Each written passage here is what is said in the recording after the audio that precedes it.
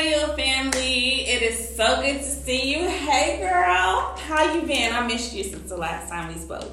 I missed y'all. So it is Chayil Tuesday, which is Women's Day, Girls Night Out for us here in Charlotte. We like to have us a little girls' night, a little mix and mingle with the word. No alcohol involved, okay?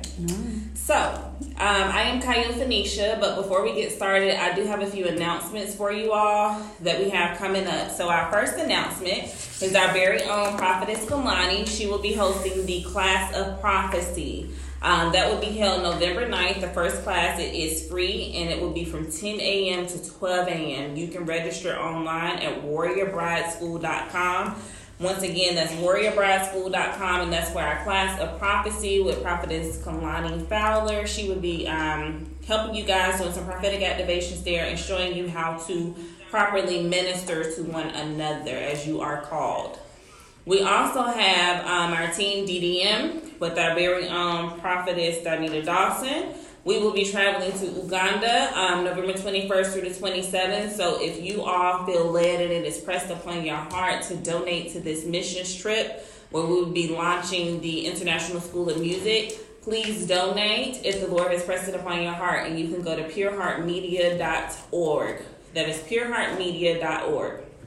And the last announcement is the prophetic dance course. I will be launching my first prophetic dance course, and that'll be November 6th on Wednesday nights from 6:30 to 8 p.m. I will be hosting it at the Christian School of Dance. So if you want more information, you can email me at warriorsariseacademy@gmail.com. That's warriorsariseacademy@gmail.com. You can email me if you want information for our adult prophetic dance course from 6:30 to 8 p.m. launching November 6th. Now that we got all that out the way and y'all logging on, hey girl. So let's go ahead and get started. Today, our Chayil virtue is might. M-I-G-H-T, might. Might means strength. It means power. It means force. It means capacity. And it means valor. And we all know that every single one of those words mean Chayil. Chayil. Thank you. Somebody here, y'all. Somebody is here. So that's might. It means strength, power, force, capacity, and valor. All of that means Chayil. And our Chayil woman of the hour is going to be JEHOSHABEATH or JEHOSHABEATH. And for today's lesson, I'm going to call her JEHOSHABEATH because she's our she-hero. Our she-hero.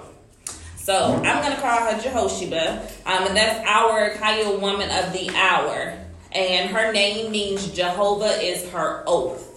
I just want to throw that out there before we begin. Her name means Jehovah is her oath. And the scriptures that you all can write down will be 2 Kings chapter 11 in its entirety and 2 Chronicles 22 in its entirety. However, today I will be reading from 2 Chronicles 22.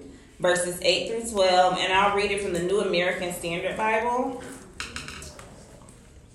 And it reads, "It came about when Jehu was executing judgment on the house of Ahab, he found the princes of Judah and the sons of Ahaziah's brothers ministering to Ahaziah, and he slew them.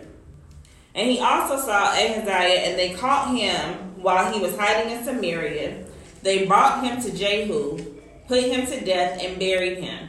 For they said, he is the son of Jehoshaphat, who sought the Lord with all his heart. So there was no one of the house of Ahaziah to retain the power of the kingdom. Now when Athaliah, the mother of Ahaziah, saw that her son was dead, she rose and destroyed all the royal offspring of the house of Judah.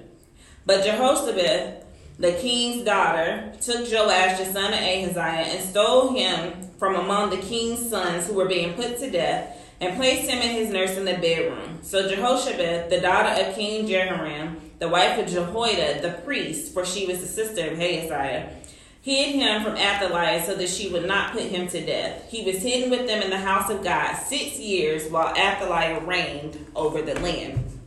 So here we have Jehoshaphat, and we have our woman that was born into a not so great family. And you know, some of us may feel at times that we have a not so great family, but this was for real. She was born into a not so great family. So she's the daughter of King Jehoram, and his wife was the queen Athaliah, who was very evil. And her parents were Jezebel and Ahab. So you have Athaliah, who's born of these evil parents who do nothing but idolatry. They are murdering, they are thieves, they are licentious, they are liars.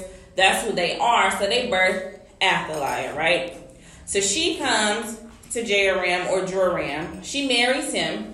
And now she's running the throne from behind the scenes. And you know, behind every great man is a great woman. But she was an evil woman. So she's behind the scenes. And so now we have all this evil going on in the northern and southern kingdom. So now it seems as if the whole land is full of idolatry and is full of sin due to this family. Well, at the time you have Jehoshaphat, who was born. She is Jehoram's daughter, but she is Athaliah's daughter. So it is believed that she is the daughter of another one of his wives, but it is not Athaliah's daughter. So she is the half-sister of King Ahaziah, who has now died. So when he dies, Athaliah, in her hunger and her thirst for power, she said, you know what? My husband dead. My son dead. I have to run this kingdom. This is my throne. So what does she do? She kills every male that he has that could be in line for the lineage, for the throne. He kills all of the sons. But what she did not know was that baby Joash was taken by his aunt Jehoshaphat. So she's taking him and she's hidden him in the chambers with his nurse for 6 years. And I paused when I first read that and I said, how did a grandmother not know that her grandchild was missing? If you are this strong about killing everybody so you can get this power, you're not going to miss it. You're going to be like, I got B, B, C, C, D, D, E, E, F, F. Y'all see I'm doing the alphabet. But she's going to be like, I got this one, this one, this one, this one. Well, she went and snatched him. So because she was so hungry and thirsty for that, she overlooked him. But it was a good thing. Because our girl comes and I'm going to show you how she's our shero. So she takes him and she hides him in the chambers, in the bedding chambers where they keep all of the bedding in the inner parts of the temple. And so she hides him with the priest, and she talks to her husband, the priest. And so as I did my research, I said, you know, she had to, even though her family was crazy, her mother had to have known God for her name to mean Jehovah is her oath. Her mother still knew God for her to even know that there was a reverence there and that I have to live up to this name. So she has to choose here, what am I going to do? So she marries the high priest, which was, everybody was like, what? The princess marries a high priest? But he knew that there was good there, because I know that if he had that connection with God, there was no way that he was going to marry this woman without knowing, you know what, she believes in God. So they worked together to hide this baby. But when I looked at this, I realized that there was an identity shift. And that's what we're really going to focus on today with the might, because in order to have an identity shift and to really realize and recognize who you are, you have to have that Chayil strength and power and might. You have to have some capacity and valor, because her family was wicked and evil. So she decided, I can be wicked and evil, or I can trust God and live for the living God, and I can serve him and protect this lineage, because God had already promised David the royal seed and that he would live on, and that's how Jesus was going to come through that lineage. By her keeping Joash and raising him, and with his nurse, she preserved that lineage. She preserved the royal seed. And so as I studied that some more, I said the royal seed really was the promise.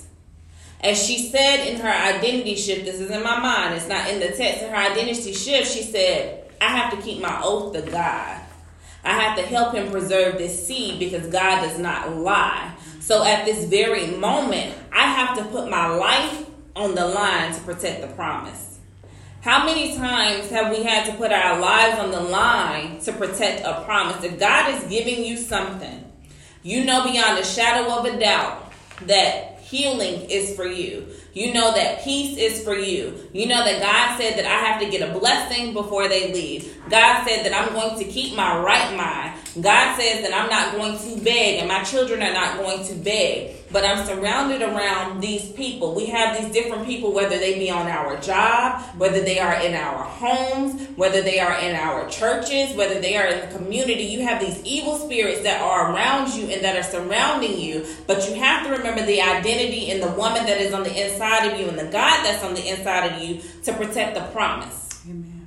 The problem is that we begin to give into peer pressure too much. And sometimes when you begin to give into peer pressure, you begin to settle down and you say, well, the doctor did say that I have cancer, so now I'm feeling like I have cancer. Well, you know what? The doctor did say that I have this diabetes, and no matter how much I try to change my eating, I'm still going to have diabetes. Well, you know what? They did decide that they were going to do cutbacks on my job, and so my salary was $50,000, and now they're giving me $25,000 because I'm part-time, so I'm going to settle for that. Why are we going and taking in everything that is around us and allowing it to be dumped on us? God is saying, I want you to come out and I want you to burst forth like a spring of living water to those that are around you so that you can show them who you are and what your real identity is. What is it on the inside of you? What is in your mind? Right now, I keep hearing God say that there is a mind game. The women of God are under attack, and the enemy is playing tricks on your mind, and he's telling you that you are not when you are. He's saying that you're not beautiful. God says you are beautiful. You're made in my image. So if I'm made in his image, and God is the bomb.com.org.edu. He's everything, right? So if he's all of that, then you're all of that. That's how I had to get it. When the devil used to try to tell me, well, you're not pretty. Well, your smile is like this. Well, you four-eyed. Okay, well, you know what? I'm made in his image. I had to begin to speak life to myself and begin to look in the mirror and literally make those affirmations. When I was sick and I was struggling for over a year, you know what? I had to sit there. I had to read the promises of God. I had to write the promise of God. I had to pray the promises of God. I had to speak the promises of God.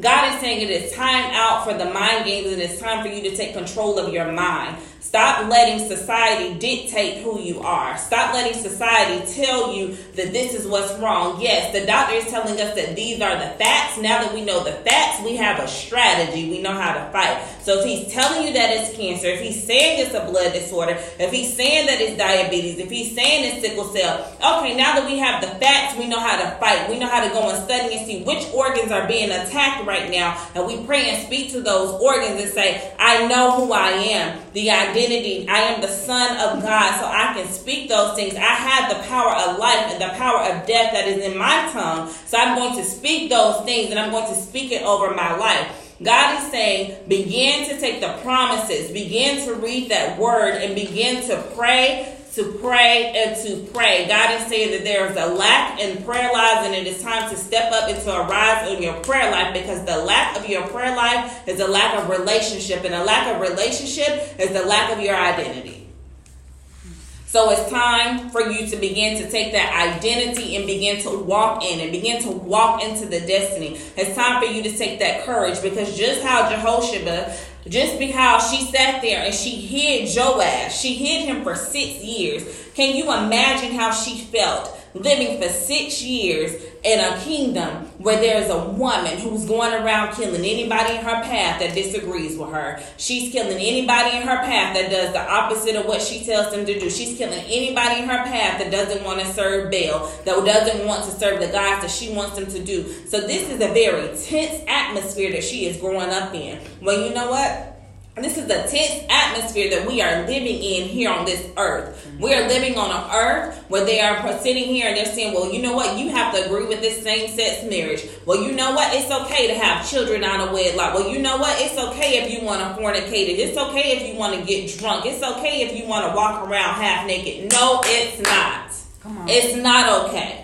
So yes, she was living in a hard time. We're living in a hard time, but we have to stand up and we have to arise and know what our identity is. We have to keep that oath that we have given to God, saying that I'm not going to go back, that I am going to be that woman of virtue, and I'm going to be that example. God is saying, check your identity.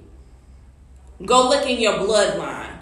Go to your DNA. Trace it all the way back to the beginning where God was. Because if you start tracing it back and tracing it back, you'll eventually get to Jesus. Then you're going to go on back somewhere to David. And you're going to go on back to Abraham. You're going to go on back. And you're going to go to Moses. And you go back and you go to God and say, this is my bloodline right here. I come from a royal bloodline. A royal bloodline. So that being said, I can have anything that I want if it's in my Father's will. I can be anything that I want to be if it's in my Father's will. But we have grace and we have choices. So do you choose to be a failure or do you choose success? Do you choose to walk around acknowledging that you are ill and that there is nothing that the doctors can do? Or are you choosing healing today? Are you choosing the mind games or are you choosing the sound mind? Because God has not given us a spirit of fear, but he's given us that sound mind. What are you standing on today? What are you shifting in your atmosphere with the identity that is buried and pressed upon you on the inside, the identity that is part of your DNA? God is saying, find out your DNA. Warrior. What is in your DNA? What is in your bloodline? When you go back to even your mama and your daddy, even though you feel like they have left you or forsaken you and that it was some evil there, but what good was in there somewhere that your parents met? What work ethic was there? What relationship? How did they demonstrate love in any kind of way? How are they with the finances? Did somebody have a business mindset? There is good somewhere. So because there is good somewhere, God says just keep tracing it back and tracing it back and tracing it back and tracing it back. And you will begin to find your identity as you trace it back. Because I got some jacked up folks and I'm going to just speak for me. But as I trace it back, I can see where I get my creative hands to do the sewing. I see where I get my creative hands to make the flags and to make the garments that preach. I see where I have that prayer warrior on the inside of me. I see where I have that built that relationship and where I'm getting all of that from. And that's coming from both sides of my family. I see where I love to cook and I can cook a good meal and I can put some things together, something out of nothing. I see where I'm getting that from. I see where I get my personality from. I see where I get my clothing and my style from. God is saying, where is all of it coming from? Because there is some good there. And I don't know why I keep getting stuck on there. But somebody is feeling that they are not successful and that they are a failure and that everything around them is bad. Well, everything I do just go wrong. Everything I touch go wrong. Stop putting your mouth on everything. Say everything I touch is blessed. Everything that I step on is great. Everywhere that I go, the atmosphere begins to shift. Why? Because I'm a son of the Most High, living God. That's why. Because of the identity. So you have to be like JEHOSHABEATH. Don't look at what you're born into. Don't look at the current situation. Look at the royal seed. Look at the promise.